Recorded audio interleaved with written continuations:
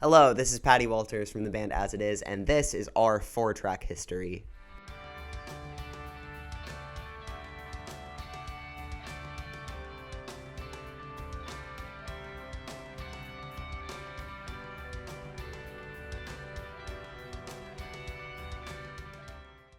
So the juicy gossip, the tea with this song. This was musically, instrumentally, going to be a cover for my YouTube channel way back in the day when I was trying to juggle both of those things at the same time. And this is one of the fundamental reasons as to why that couldn't really continue, is because this song that was going to be a cover of the song Rude by Magic is musically what you hear in dial tones, the verses and the choruses, even the post-chorus, and it was just too good to be given to my channel. We were writing our first record, and we wanted to bet everything we had on the band and us signing to Fearless Records and our debut album, and it became dial tones, and now it's kind of just this integral part of our history. So that's crazy to kind of think back upon because that was so long ago now, but yeah, that's how that song came about musically.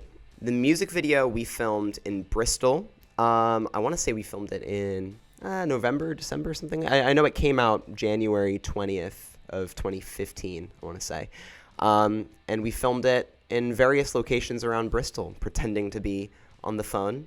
I remember the shot where I was on the bus. I was next to this couple that were very skeptical of us filming this music video, and we probably should have mentioned that we were doing that. I don't think we did, but yeah, it was just a crazy feeling. It was like our first maybe real music video experience, and now we're just jaded assholes about it. So it's nice to reminisce on when we used to have a good time doing this shit. Yeah, I mean, we make jokes. We're probably going to play dial tones for the rest of the career of this band, and I don't have a problem doing that. It's such a huge moment for us. It really defined us as songwriters and a band that belongs in this scene. I'm just still so proud of that song.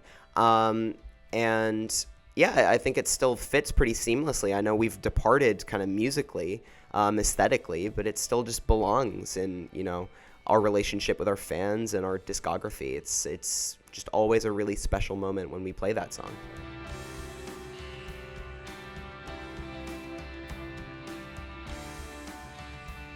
So I always describe the OK album as an album of kind of experimentation and trying to find ourselves and where we really wanted to go, what made the most sense for us. So, I mean, it has some of our poppiest songs and also some of our darkest songs. No Way Out is one of those songs, and we felt most comfortable playing those songs, No Way Out, Soap, and Austin, off of that record, and it's what meant the most to the fans out of those songs as well, and it hugely inspired the record that we created next. But No Way Out was a song that came together really quickly musically. There are some songs that you really overthink, overanalyze, and spend all too much time writing and rewriting, and No Way Out just came out really, really effortlessly, and I think that's why it just kind of resonates, why it feels so good. It was just a really holistic experience writing that song. I don't know why No Way Out, more than others, really just hits home. Maybe it's to do with the tempo, maybe it's to do with the bridge, maybe it's to do with so many things, maybe it's to do with the chorus, but just something about that song really lands when we play that every night. And I remember when I came up with the idea to do the spoken word section of the bridge. We've gone on to do that with other songs, but that was really the first moment where we were experimenting with vocals that were that aggressive and that kind of like unashamed, and it was very vulnerable for me to kind of share it with everybody, that I'd written this rant, this paragraph of things I'd been feeling and keeping from everybody, but it stuck almost exactly the same, verbatim, word for word, from the demo into the record version. I think the way that it most influenced the Great Depression is the fact that so many people followed us into that darker direction, that we were this band that wrote Never Happy Ever After and then started to write these darker songs, and people were very excited, very welcoming of the fact that, we're a band that wants to experiment and push our boundaries and really feel validated and fulfilled in our artistic integrity. And a lot of bands, unfortunately, don't get away with that. I'm just so fortunate. I feel so pleased that we're a band that can embrace darker elements, lighter elements, electronic elements, and As long as it's true to us, then people seem to follow, and that's a gift, really.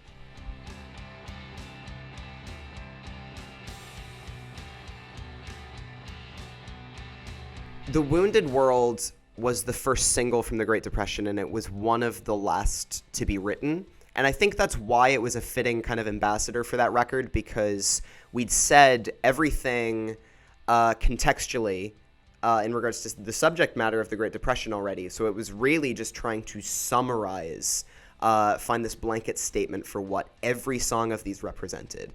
And The Wounded World was just about this existential dissatisfaction for the state of our society, our politics in the modern world, social media, and just so many other things. And it was just this raw aggression, dissatisfaction, and a message of protest. And it was, I think that's why it worked so well as single one, because basically everything had been said, and it was just trying to summarize every song in a single song. I think the lyrics only took a couple of hours. I was writing the song over Christmas when I was staying with my parents. And then the guys heard the demo either just before going into the studio or in the very early days of it. Very little got rewritten. I remember the verses were going to have a cowbell instead of this kind of drum and bass beat that our producer suggested, because he was a fan of The Prodigy. He lived over here in the UK and thought The Prodigy were sick, and that was his contribution. And it's basically this analog acoustic drum loop. It's kind of cool. But writing the lyrics was just, again, super holistic. It just kind of flowed through me effortlessly. Just everything that I was pissed off about at the end of 2017. It was a dark period for this band and for the rest of the world, so there was a lot to be mad about, and that was a really healthy way to vent. When we did the music video, I was channeling, I think this was Ben's suggestion. I was like, what should my inspiration be? Who should I base this character off of? He was like, you should base it off of Ross from Friends when he talks about paleontology and no one gives a fuck. And I was like, okay, that is absolutely the vibe. So that's my character in The Wounded World.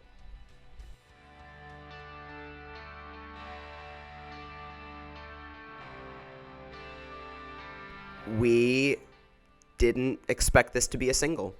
I don't really know what happened. I think sometimes you are too attached to your own songs. You start making plans. You're just too deep into the subject matter or into hearing the demos. But when we played this for so many members of our team, they all said, this is the single. This should absolutely be the single. It was one of the first songs to be written. It sounded drastically different to how you've heard it on the record. It sounded very similar to some of the musical moments on OK. It sounded like OK and Patchwork Love originally. And once we decided to commit to a more post-hardcore and emo departure, we reworked the song to fit that, because we just knew that we loved the lyrics. We loved the lyrics more than the melodies and anything else. It was like, these lyrics need to be on the Great Depression. It was probably my favorite music video we've ever filmed. It was the most fun we've had on set. The drill sergeant was so funny, so much fun to be around all day. And it was just really exciting to be, dipping our toes into this new chapter that everybody now knows about. But at the time, it was our little secret, and we were just so ready and so excited. Yeah, you learn from every record, from your successes and your failures. I think the Stigma Boys Don't Cry was one of the biggest successes in this band's career. Where just so many people of so many identities see themselves in that song for whatever reason, regardless of their gender, their sexuality, where they've been in their lives. Just people understand, because that song, regardless of toxic masculinity, toxic femininity, gender identity, it just has so much to do with mental health, which is just everything to us. And I think it's just, you learn so much. When you write a song, you never expect, but you always hope that people are going to see themselves in that song, that it's going to mean something to them, but it always has to mean something to you first. And that was a very important song for me and us to have written.